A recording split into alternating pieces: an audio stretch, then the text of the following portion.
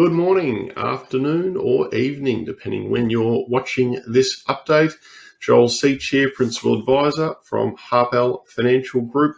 Hope you're keeping healthy and well, and if in lockdown, hopefully not too soon before we're back out and at it again, depending which state you may be in. Just a quick update in terms of, I guess, the recent volatility we've experienced. We've had a fairly crazy 18 months, so to speak, more broadly from an economy standpoint, but also from a market standpoint.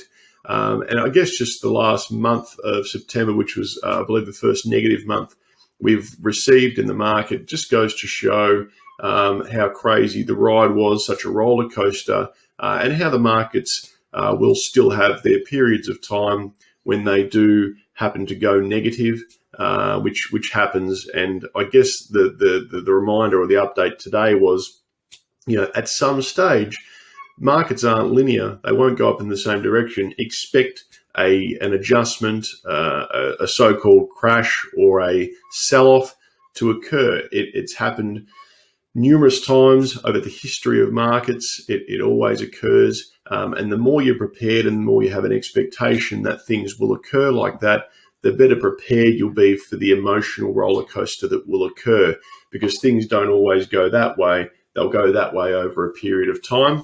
And then you look at a long-term graph of how markets behave. So in terms of keeping abreast of things, keeping comfortable, keeping understanding, and keeping a conservative and an expectation that things won't always go up, they will have periods of downturn.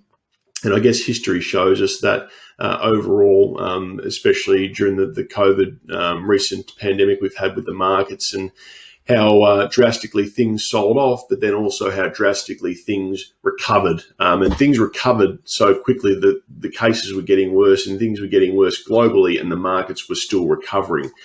There's always going to be doomsdayers and things that, people come up, pundits come up every day, every week, saying that, we're going to have a crash. We're going to have the crashes of all crashes. And I guess over, 10, 20, 30, 50 years, 100 years of the markets, that does eventually happen, but then things recover and things pick up again. The 1987 crash that we had, if you predicted there'd be a sell-off on December 31st, 86 because a crash was coming, then you'd actually would have missed a small gain for that year, because, yes, a crash occurred, but then the market actually finished slightly positive for the year. So, yeah, we'll have crashes. Things will occur.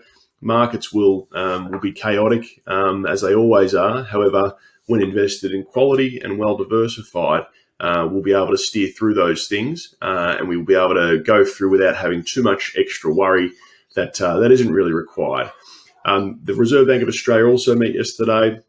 I guess with New South Wales and Victoria still being in lockdown and having two of the largest economies in the nation impacted, they're going to continue to hold rates at a very, very low rate, at an all-time low, for this foreseeable future. 2024, they did mention. They're still tapering their purchasing of bonds, which was going to occur anyway.